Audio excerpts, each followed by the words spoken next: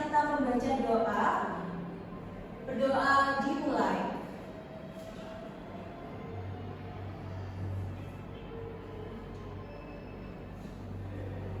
Berdoa tak pernah usai. Baik, gimana nih teman-teman? Dari minggu kemarin kita sudah mendapatkan materi yaitu mengenai teks negosiasi. Sekarang kita memasuki yaitu debat. Masih semangat? Masih. Oke, sebelum kita memasuki apa itu debat, minta tolong anak-anak untuk mendengarkan dan menyimak apa itu dalam isinya video yang akan ibu tayangkan.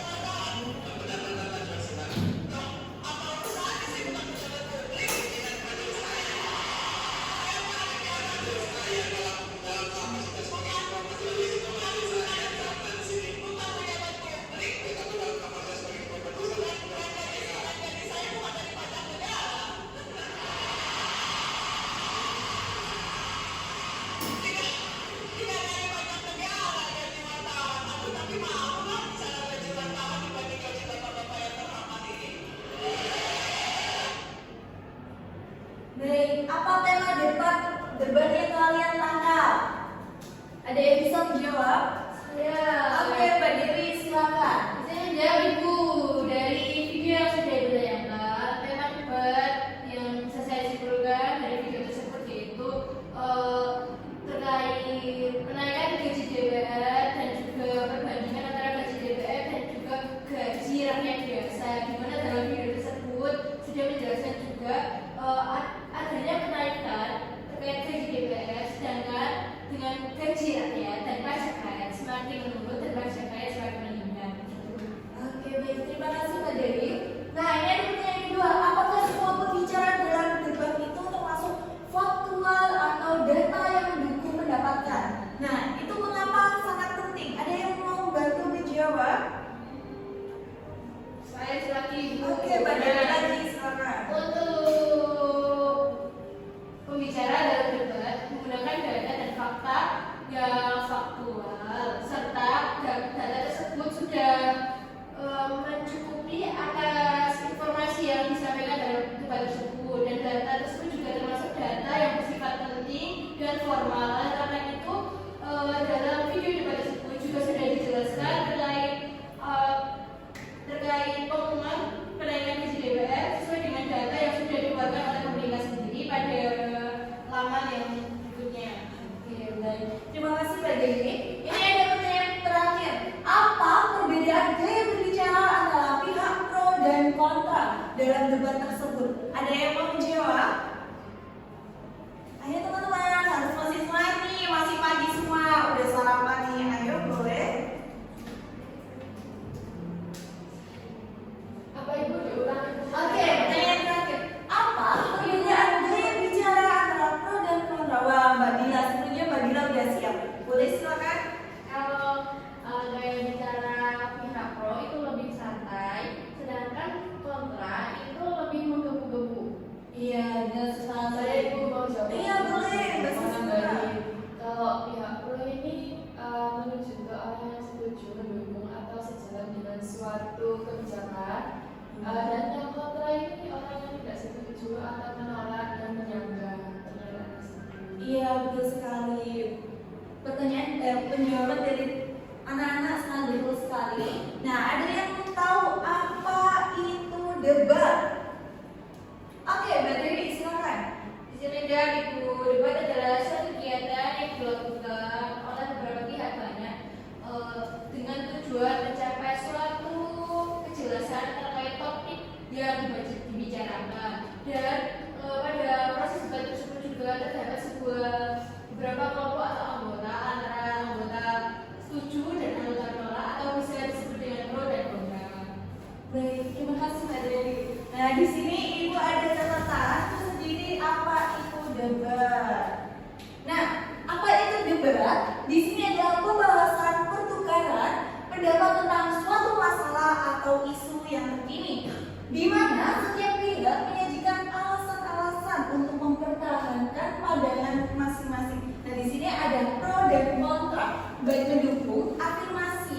maupun menentang oposisi atau pernyataan atau usulan itu bisa disebut dengan mosi. Udah paham semua anak-anak? Oke, baik, selanjutnya.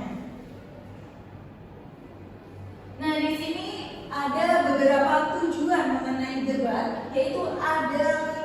Ada yang bisa membantu ibu untuk membacakan.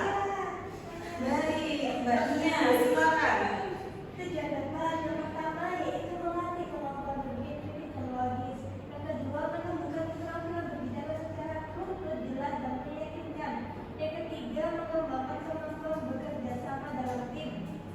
Yang keempat, menumbuhkan sikap menghargai perbedaan pendapat. Kelima, melatih keberanian dalam menyampaikan gagasan di depan umum. Nah, tujuan debat ini udah sama seperti yang ibu kasih contoh, yaitu antara Najwa, di mata Najwa, antara pro-nya Najwa Shihab dan yang kontranya yaitu Bapak Majelis. Oke, udah paham? Nah, di sini untuk tujuan debat itu adalah melatih kemampuan berpikir kritis dan logis. Itu karena gimana? Itu adalah cara yang secara spontan atau yang disebut dengan berpikir kritis. Nah, yang kedua, menumbuhkan keterampilan berbicara secara runtut, jelas, dan meyakinkan. Jadi, jika anak-anak sebagai pro itu harus meyakinkan dan memiliki penjelasannya secara runtut, jelas, dan meyakinkan. Dan yang ketiga, ada mengembangkan kemampuan bekerja sama dalam tim. Di sini debat itu ada beberapa yang berbentuk tim maupun individu. Namun di situ ada dua belah pihak antara pro dan kontranya. Nah, yang keempat, menumbuhkan sikap menghargai perbedaan pendapat. Nah, sebagai kontra, anak-anak tidak boleh langsung menentang, harus memberikan data yang faktual atau data yang jelas. Oke, yang kelima, melatih keberanian dalam menyampaikan gagasan di depan umum. Jika anak-anak melakukan debat itu akan dilihat oleh banyak orang atau banyak audiens. Jadi, anak-anak akan dilihat banyak orang mengenai gagasan tersebut atas perdebatan yang anak-anak akan diargumenkan. Oke, selanjutnya di sini ada unsur-unsur penting dalam debat. Ada 6. Yang pertama ada mosi. Mosi itu adalah pernyataan atau topik yang akan diperdebatkan. Yang kedua ada tim afirmasi atau bisa disebut dengan pro. Tim yang setuju dan mosi yang bertugas membela atau mendukung mosi. Yang ketiga yaitu tim oposisi atau kontra. Tim yang menentang mosi dan bertugas membantah atau menyanggah mosi. Di sini paham semua anak? Baik, selanjutnya. Nah, di sini yang keempat, argumen alasan yang disampaikan oleh setiap tim untuk mempertanyakan pendapatnya. Dan yang kelima, data dan fakta. Bukti pendukung yang harus digunakan untuk memperkuat argumen. Jadi, anak-anak jika memiliki perdebatan itu harus memiliki data dan juga fakta. Oke?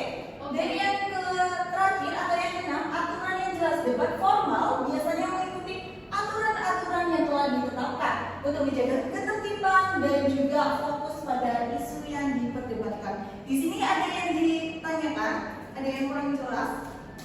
Tidak. Oke, udah paham semua ya? Tidak. Baik, di sini ada struktur debat. Ada yang mau bantu ibu untuk membacakan? Oke, Mbak Stefania, silakan. Struktur debat yang pertama yaitu ada pembukaan, moderator membuka acara, membacakan aturan, memperkenalkan tim dan menyampaikan mosi. Yang kedua yaitu menyampaikan argumen utama, yaitu tim afirmasi menyampaikan argumen yang mendukung mosi, tim oposisi menyampaikan argumen yang menolak mosi. Yang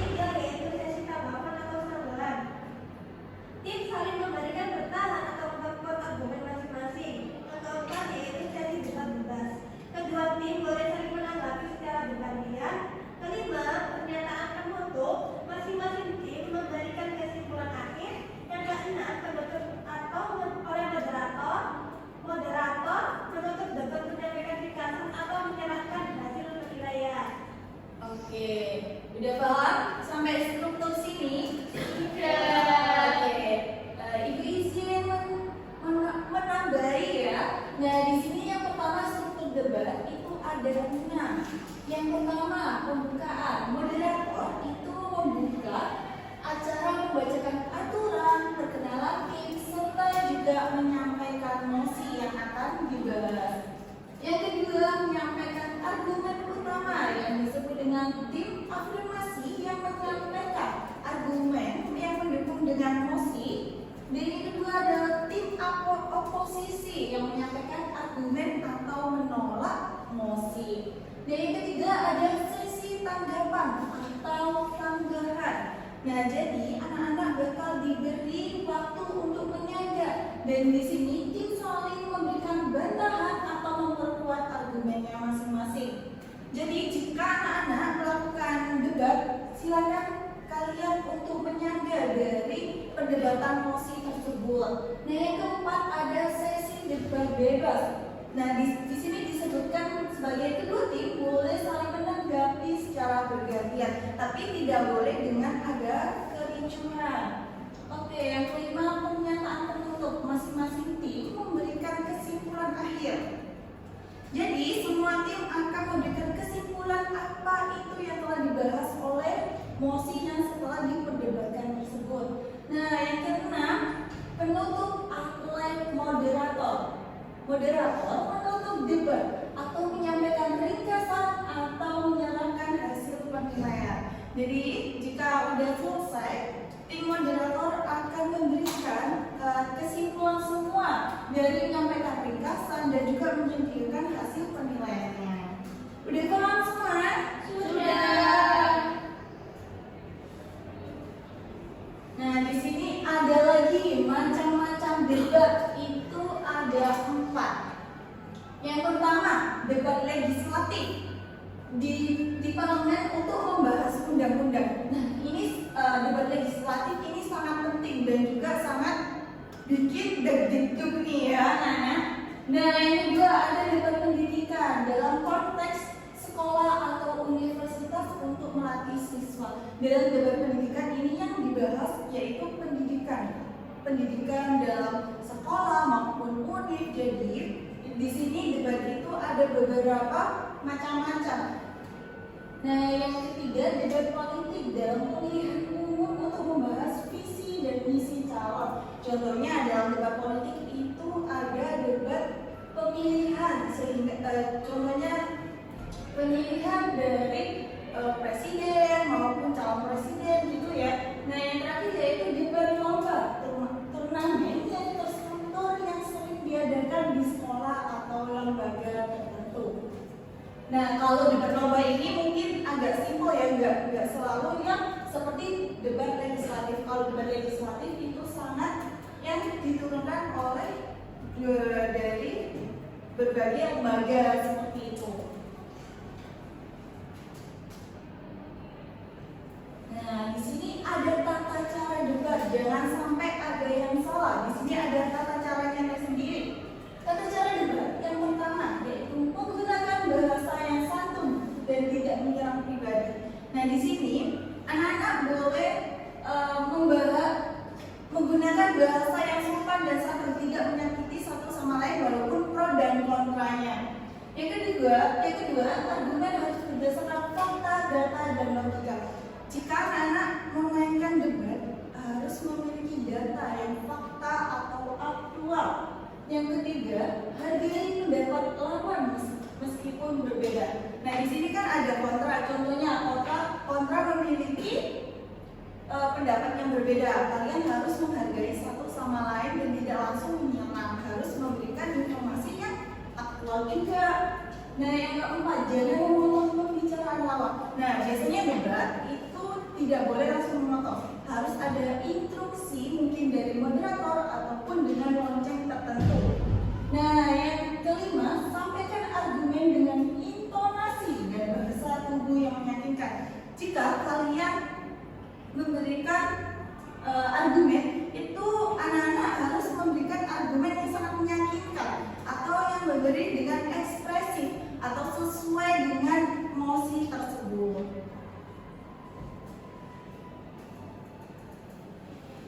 Baik, oke anak-anak, kalian boleh membagi kelompok menjadi dua. Di sini berisikan satu kelompok berisikan dengan 3 anggota dan kalian akan lakukan perdebatan secara langsung di depan sini. Dan kalian boleh memilih. Ayo boleh maju ke depan semua. Ayo. Ini Boleh bawa kamu atau kamu? Iya boleh ditata di sini. Oke, siap.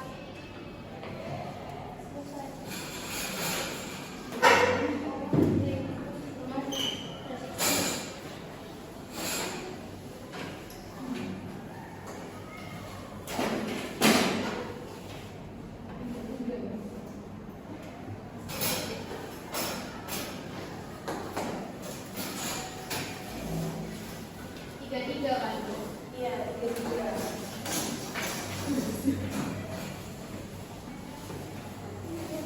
Oke.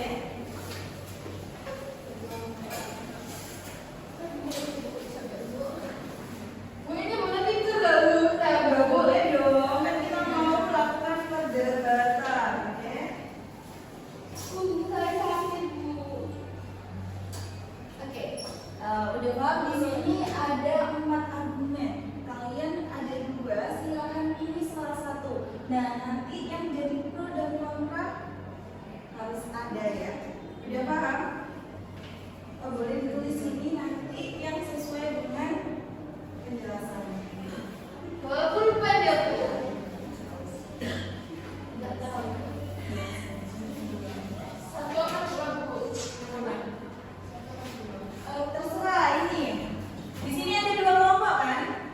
Kalian boleh memilih dari beberapa argumen. Ayo silakan kalian gunting batu kertas untuk menentukan ketua kelompoknya. Ayo silakan berdiri. Oke, ayo kan. Ini ketentuan pilihnya gimana, Bu? Nanti yang pro-nya suruh milih. Nggak mau tekstur atau gimana? Belum menentukan. Yang Oh, sudah.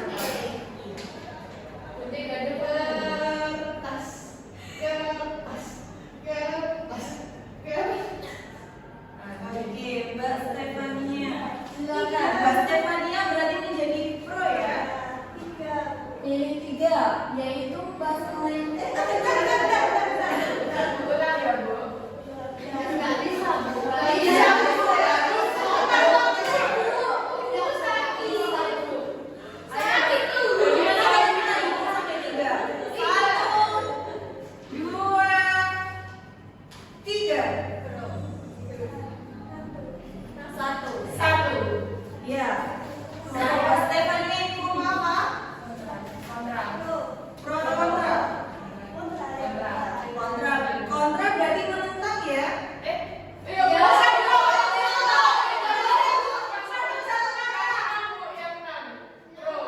Nggak boleh, Bu. Udah 2 kali. Udah 2 kali. Iya, nggak boleh, Bu. Oke, kontra. Ya, ya bro, saya kontra. Saya kontra tapi apa ya ada? Iya, ibu saja yang menentukan. Baik. Baik, silakan kalian. Ini yang menang silakan pilih pro atau kontra? Kontra. Kontra. Ini pro. Baik. Ibu akan memilih yaitu mosi yang kedua. Mengenai pendidikan karakter lebih penting daripada pendidikan akademik. Oke, udah siap? Saya kontra ya. Pro. Ya, nggak bisa kontra. Pro, boleh. Karena mereka saling berdebat, makanya ibu yang ngomong. Oh ya. Oke, baik. Ibu kasih waktu 5 menit untuk membaca. Untuk membaca yaitu mengenai mosi yang kedua ya.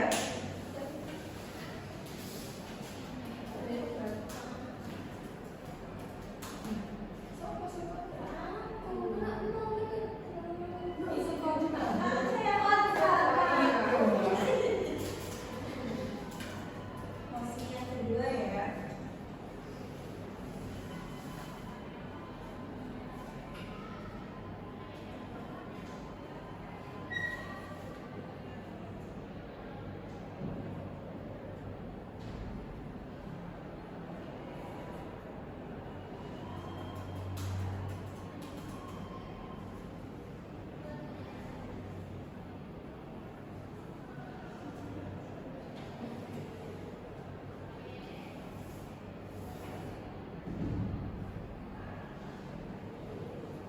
Sudah mana? Belum, sebentar lagi.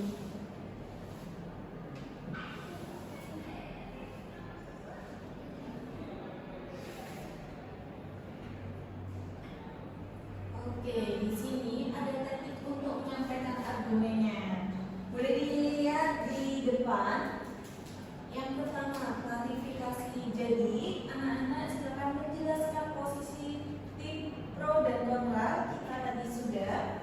Dan yang kedua, jangan lupa diberikan data dan fakta, sertakan bukti statis teori atau contoh yang nyata. Oke, yang ketiga penalaran. Gunakan logika yang beruntun. Baru kembali ke slide yang sebelumnya. Iya, sebentar. Ibu membacakan teknik penyampaian. Yang keempat, retorika. Gunakan bahasa yang persuasif dan meyakinkan. Oke. Kedua belah pihak harus meyakinkan. Oke, dengan bahasa yang meyakinkan. Yang kelima yaitu memberikan kesimpulan yang ditegaskan kembali kepada tim pro maupun kontra.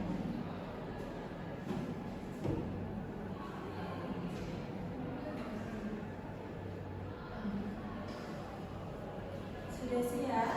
Dari Bu.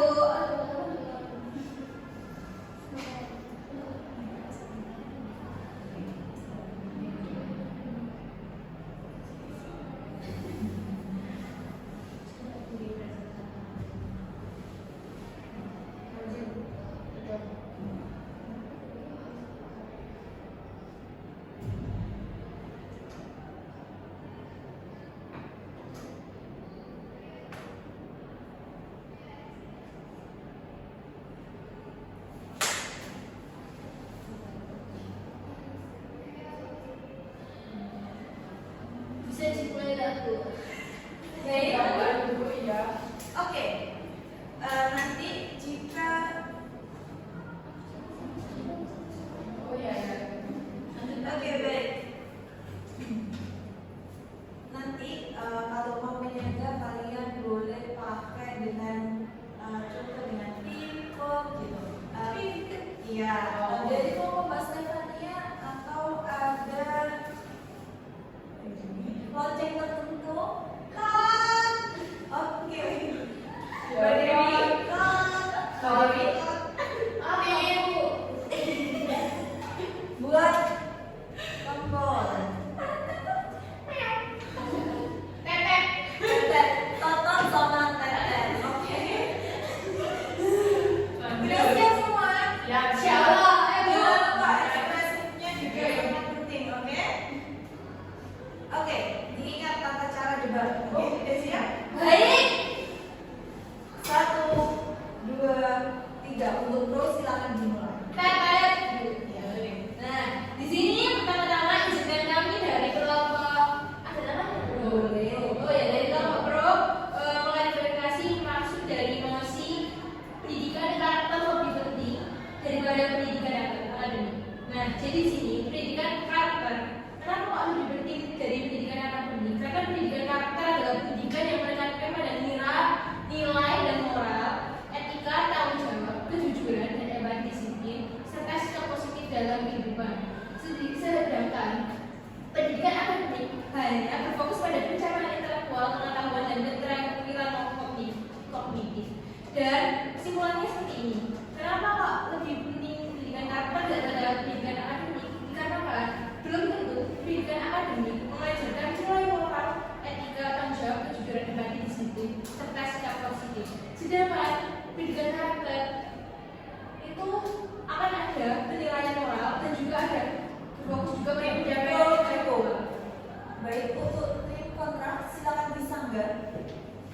Oke.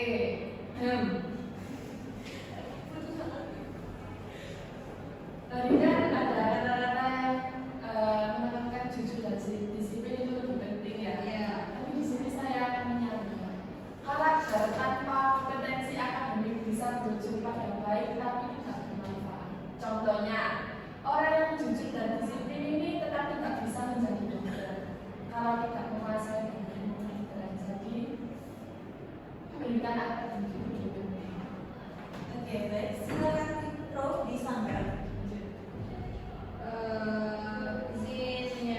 Nah, untuk kenapa seperti yang sudah dikatakan oleh Kim Kontra menyatakan bahwa pendidikan tidak bisa sejalan atau selaras jika tidak ada akademik. Saya menyanggah bahwasanya dan menurut data dari Kemendikbud. Baik, cukup tim kontra silakan disampaikan. Oke. Dan tidak boleh orang yang sama. Udah boleh sama. Iya. Secara bergantian. Oke, saya ya. Baik. Karena tempat ini adalah hanya kebaikan tanpa kekuatan. Orang yang tidak berpikir memang terkunci, tapi diberikan tidak bisa menyembuhkan pasien. Untuk tidak dilakukan itu, maka betul-betul harus baca dengan niat baik.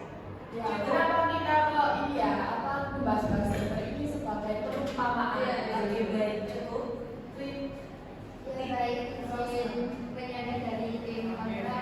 Jadi kan dokter ya dari dokter pintar. Nah misalkan kita perumpamakan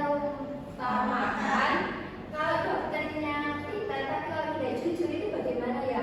Nah itu nanti bisa juga merujuk pada pasien. Misalnya nih ada korban pembunuhan, lalu keluarga korban itu meminta pertanggungjawaban atau minta otopsi. Lalu si pihak dari pihak pelaku.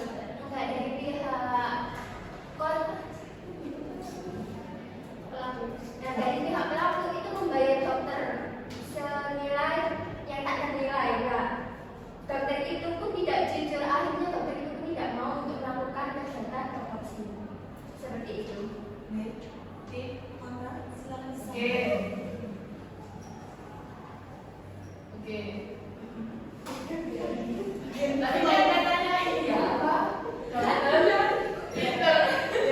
Tapi gak jujur, bahaya. Betul, bahaya dokter yang jujur tapi tidak kompeten daripada dokter yang pintar tapi kurang jujur. Karena pasien bisa mati bukan karena ditipu, tapi karena salah karena diagnosa, memberi dosis yang salah pada pasien itu lebih penting. Baik. Tim Paham bukan? Nah,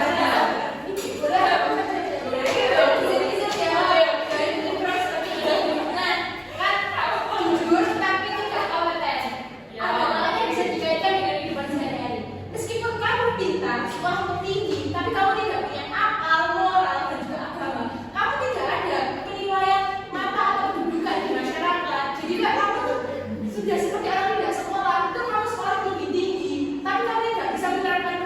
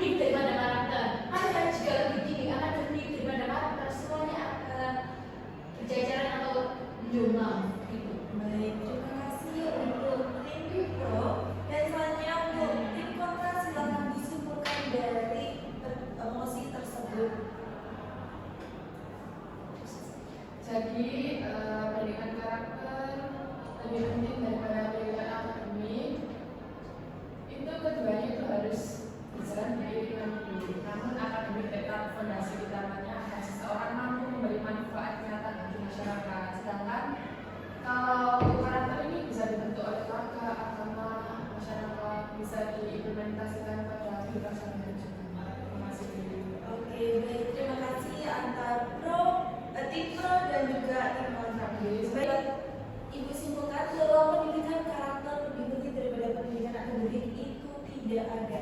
Karena pendidikan karakter dan juga pendidikan akademik itu saling bersambung satu sama lain. Jika ada pendidikan akademik itu juga harus membutuhkan dengan pendidikan karakter. Mereka saling bertautan satu sama lain dan tidak boleh ada sambungan dari kedua pendidikan tersebut. Karena kenapa? Pendidikan akademik itu sangat penting. Contohnya kita sekolah, kita juga jadi kita tahu apa itu pendidikan karakter.